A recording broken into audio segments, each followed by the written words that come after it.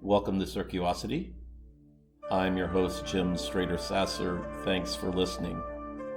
Circuosity is a curious exploration into personal and small group wellness and wholeness. I use lessons learned from the Circle Way, positive psychology, and the Episcopal Church's way of love to consider how we can live lives that are more productive spiritually and at work and in our communities. Today's episode deals with elephants.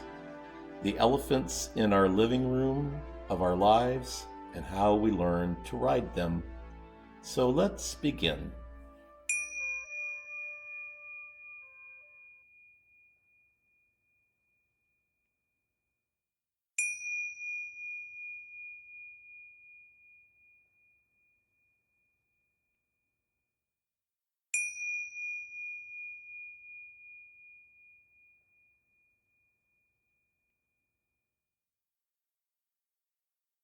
Author and psychologist Jonathan Haidt writes, "Happiness is not something that you can find, acquire, or achieve directly.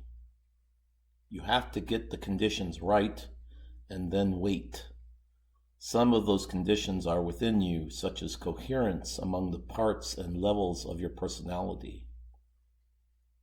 It is worth striving to get the right relationships between yourself and others, between yourself and your work, and between yourself and something larger than yourself. If you get these relationships right, a sense of purpose and meaning will emerge."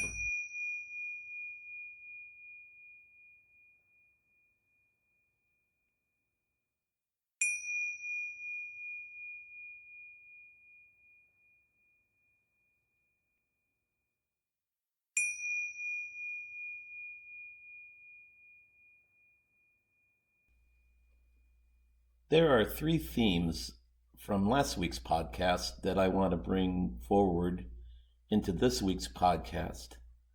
One of the overarching themes that I work with is, why do I and almost everyone else I know resist change? Change is hard. Change is a challenge for those of us who are very habitual, and change takes dedicated interest and energy and time and a willingness to fail. I mentioned in last week's podcast that I was going to undertake a 21-day challenge of learning how to live a life that's complaint-free. And I'm now in day 9 of that challenge. So far, so good, I would say, though there have certainly been some setbacks, and I'm learning a lot about the various behaviors and environmental conditions that lead to complaints for me. I also mentioned in last week's podcast the plan, do, check, act, or prayer discipleship contemplation adaptation model that I'm using for my complaint challenge. And I find it fascinating that this particular model lines up with some other models that I've been exploring this week in the first 7 or 8 days of the challenge.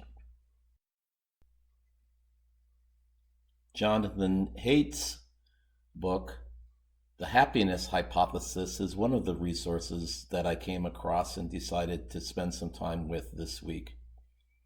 In his book, Haidt describes a relationship between an elephant and a rider as a way for understanding how our rational mind interacts with our emotional mind. And he's not the first person to develop such a metaphor. The Buddha and Plato and others, including Freud, have suggested that there's ongoing conversations or debates or arguments between our reasonable mind or our rational mind and the part of our brain that works upon automatic instincts like lust and greed and desire and short-term gratification. Those relationships have been described as a chariot and a driver, and for Haidt, an elephant and a rider, or someone trying to direct the elephant where to go. And of course, there's the classic symbology of discussions that we have either with ourselves or with other people about the elephant in the room that no one is talking about.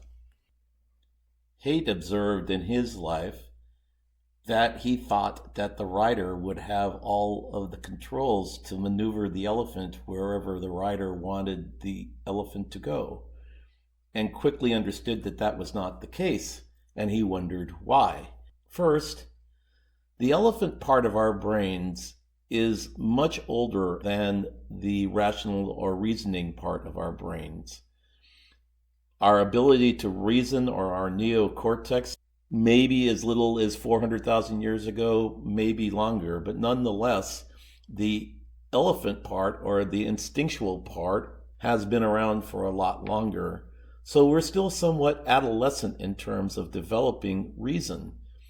The simple fact is that we make most of our decisions, at least 80% of them, based upon emotions, frequently because they are automatic in nature and they happen much more spontaneously than the amount of time it takes to reason out something in the neocortex portion of our brain. More specifically, every human being has a biological set point for the development of their emotional portion of their brains as well as the rational portion of their brains. That set point establishes as much as 50 to 70% of the space and energy and time that we use to make the decisions that we make. Moreover, the environment that we live in also has a significant amount of force upon the decisions that we make. If we live in an environment where we have learned to complain because complaining is a reasoned and available behavior, we complain. If we live in stressful circumstances, we tend to make more emotional decisions than logical ones because we feel the need to make some sort of urgent and important decision without a whole lot of data. There's, of course, the classic acronym of HALT for hungry, lonely, angry, or tired, to suggest that when we are living in those circumstances, that we should avoid making monumental decisions that will impact us in the short and perhaps more importantly, longer terms.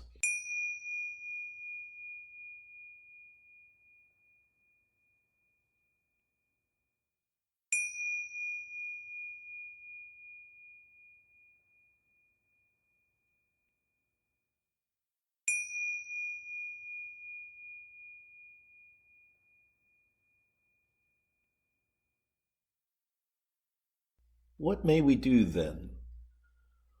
Are we obligated to ride around on our emotional elephants without being able to tame them or tell them where we would like for them to go? Must we abide with an impetuous lifestyle that's driven solely by emotions, like a chariot that does not have a driver? I hope not. I turn to Mark and Angel Chernoff, who offer a different elephant metaphor. They tell the story of an elephant that is bound to a post and refuses to move anywhere. The elephant doesn't realize that it has the monumental force to simply pull the post out of the ground. Why or how could that be?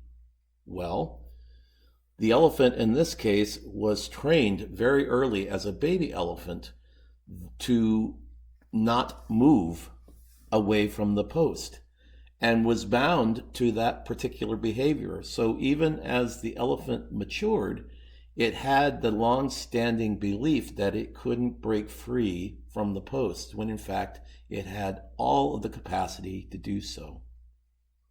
That seems extreme to me as well, especially given the point that I mentioned earlier, that the automatic or emotional aspects of our brain have a lot more evolutionary traction than the rational portions of our brain.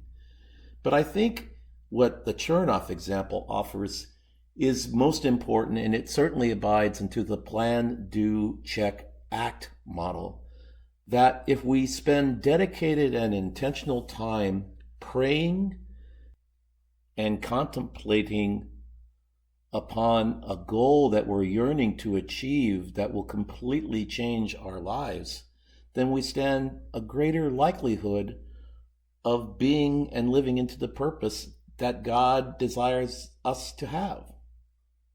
What it means in elephant rider terms is that they need to talk with one another on a very regular and routine basis. The relational portions of our brains must be in sync with one another as they are created to be, and why evolution is moving in the way that it is. Complaining is a really handy way of suggesting that something that we are having trouble confronting is due to circumstances, somebody else, or some other situation. As Jesus said, we should first look at the pole in our own eyes rather than the speck in the eyes of other people. In Haidt's terms, I think he would say that we have a lot more control and responsibility over our behaviors and our actions and our learning than we do in trying to influence someone else's.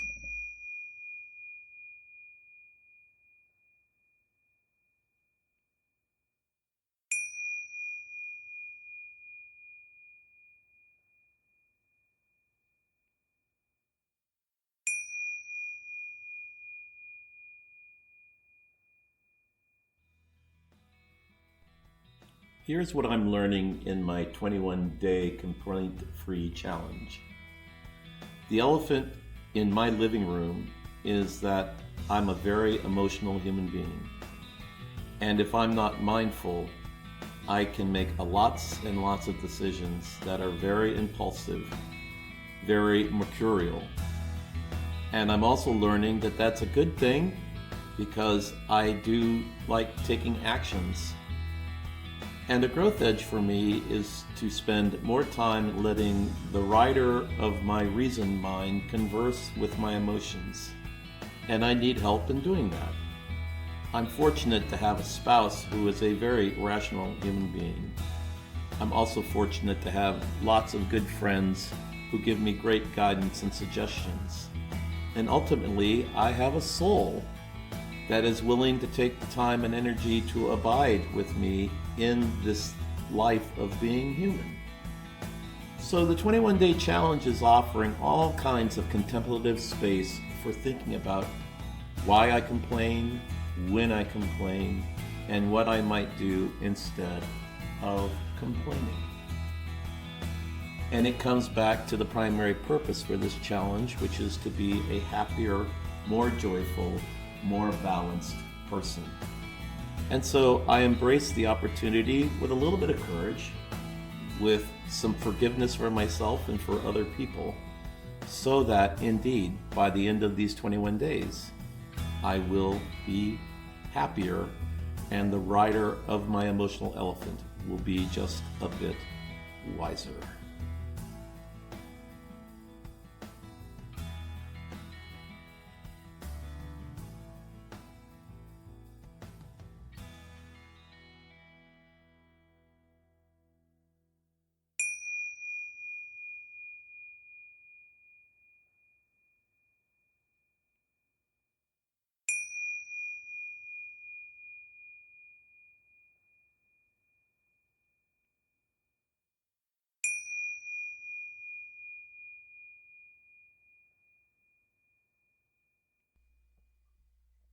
Happiness is not something that you can find, acquire, or achieve directly.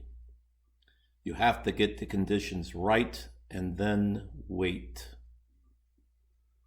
Some of those conditions are within you, such as coherence among the parts and levels of your personality.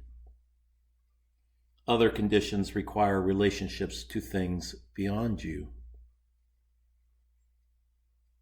It is worth striving to get the right relationships between yourself and others, between yourself and your work, and between yourself and something larger than yourself.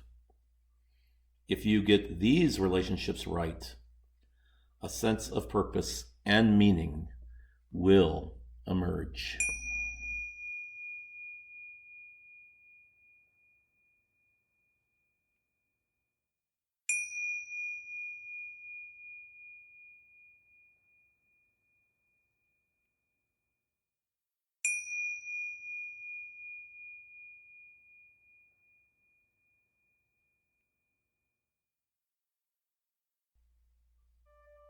I hope you've learned something today about the elephants in your living room, as well as how you can ride more joyfully upon them. I pray that the Plan, Do, Check, Act cycle works well for you.